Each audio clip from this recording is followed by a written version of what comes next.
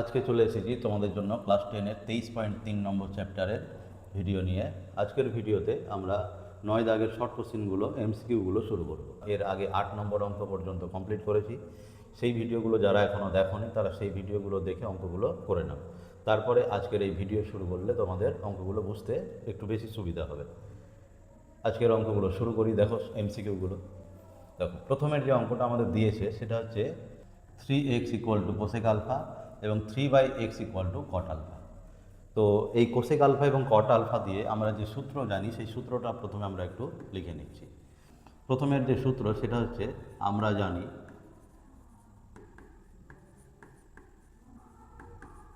কি cosec square alpha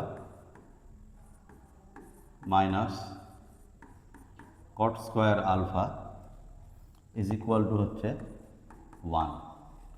আমরা cosec alpha এবং কট আলফা এই দুটোরই মান জানি। কোসেক আলফার মান কত? 3x তার whole square minus cot alpha এর মান কত? 3/x তার পুরোটার হোল স্কোয়ার = হচ্ছে 1। তার এখান থেকে আমরা পাচ্ছি 9x² মাইনাস 9/x² হচ্ছে 1। তাহলে এখান থেকে আমরা কি করতে পারবো? 9 যদি কমন নিয়ে নিই তাহলে ব্র্যাকেটের মধ্যে থাকবে x² মাইনাস 1/x², তাই না, = 1। এবার আমাদের যে ভ্যালুটা বের করতে দিয়েছে সেই ভ্যালুটা একবার খেয়াল করে দেখো যে 3 × x² মাইনাস 1/x²। তাহলে আমরা এই যে এখানে আমাদের কত এসছে এই জায়গাটাতে 9 এসছে, আমরা এই 9-এর জায়গাতে 3 রাখবো আর 3-কে ডান দিকে পাঠিয়ে দেবো। তাহলে আমরা এখান থেকে লিখতে পারবো পরের লাইনে যে অতএব 3 × x² মাইনাস 1/x² = কত? 1/3। তাহলে যে ভ্যালুটা আমাকে জানতে চেয়েছিল তার ভ্যালু আমরা কত পেয়ে গেলাম? 1/3। অপশান সি হচ্ছে আমাদের রাইট অ্যান্সার। এরপরে করব সেম একই রকমভাবে 9 দাগের 2 নম্বর অঙ্ক। এখানেও আমাদের 2x = sec a বলেছে আর 2/x = tan a, অর্থাৎ 9-এর 1-এর অঙ্কটা এবং 9-এর 2-এর অঙ্কটা হচ্ছে আমাদের একদম হুবহু একই ধরনের অঙ্ক। 9-এর 2 নম্বর অঙ্কের জন্য আমরা এখানে কি ব্যবহার করব? যে সূত্রটা আমরা জানি যে sec² a minus tan² a = হচ্ছে 1। তাহলে এখানে sec a এর ভ্যালু কত? 2x, তাহলে 2x তার whole square minus tan a এর ভ্যালু কত? 2/x তার হোল স্কোয়ার = কত? 1। তাহলে এই স্কোয়ারগুলো ভেঙে দিলে এটা হয়ে গেল কত? 4x² minus 4/x² = 1।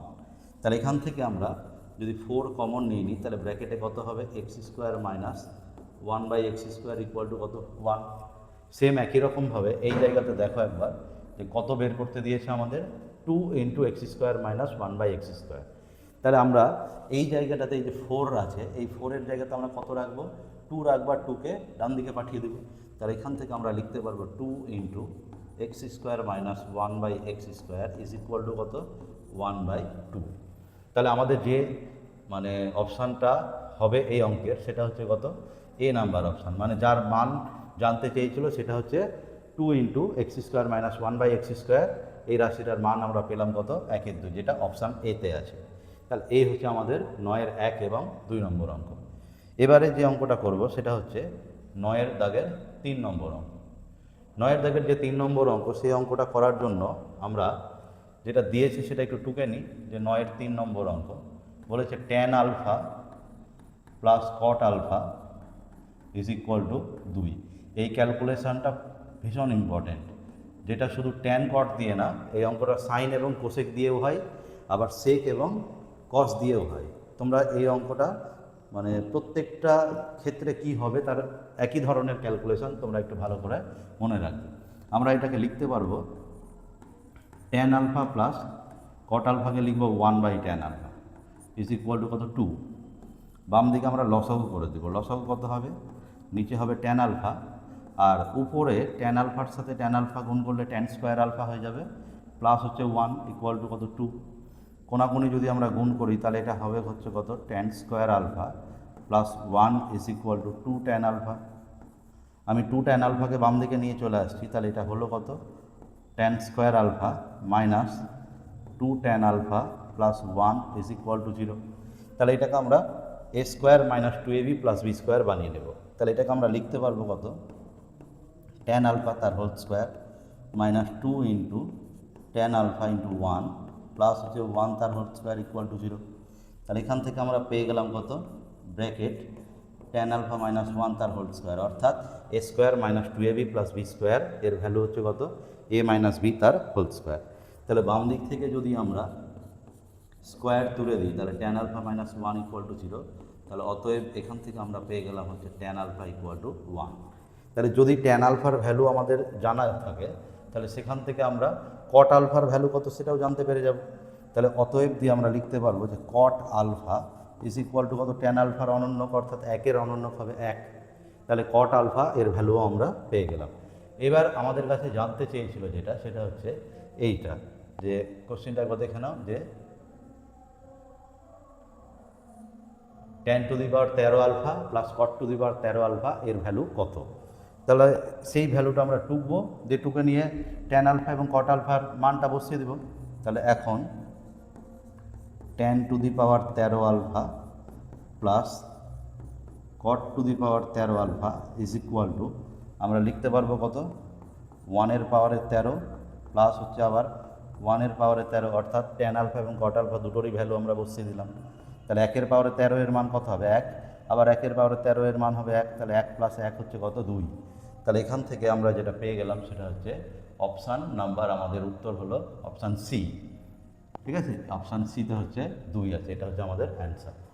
এবারে আমাদের যেটা দিয়েছে যে sine theta minus cos theta is equal to যদি 0 হয় তাহলে sec theta plus cosec theta equal to যদি এক্স হয় তাহলে এক্সের মানটা কত হবে। তাহলে এখান থেকে আমরা যেটা করব সেটা হচ্ছে, একবার দেখে নাও 9-এর 4 নাম্বার অঙ্ক। আমাদের বলে দিয়েছে যে sine theta minus cos theta is equal to হচ্ছে 0। পরের লাইন আমরা লিখতে পারবো যে সাইন থিটা ইকুয়াল টু কত, কস থিটা, অর্থাৎ মাইনাস কস থিটাকে ডান দিকে পাঠিয়ে দিলাম। তাহলে এখান থেকে আমরা লিখতে পারবো যে sine theta by cos theta is equal to কত, 1, তাই না? কারণ কোনাকুনি গুণ করলে আবার আগের লাইন পাওয়া যাবে যে sine theta equal to cos theta, তার মানে আমরা sine theta by cos theta equal to 1 এটা লিখতে পারবো।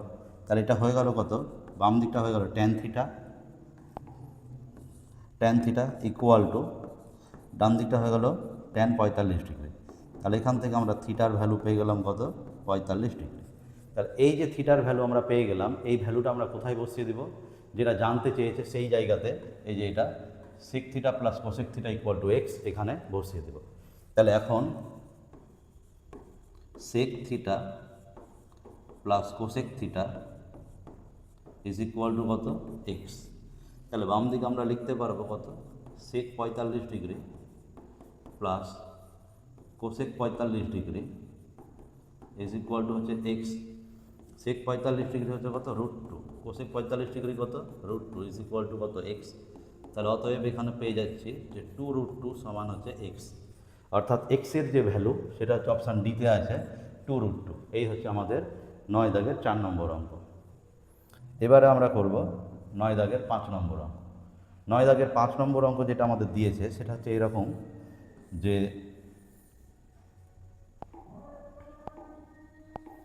বলেছে 2 cos 3 theta is equal to হচ্ছে 1।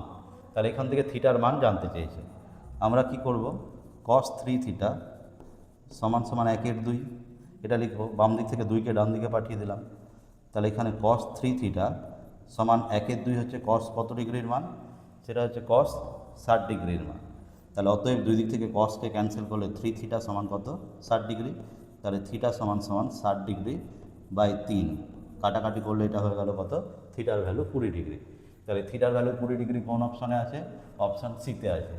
তাহলে এই হচ্ছে আমাদের আজকের এমসিকিউ যেগুলো আছে তার 5টা অঙ্ক।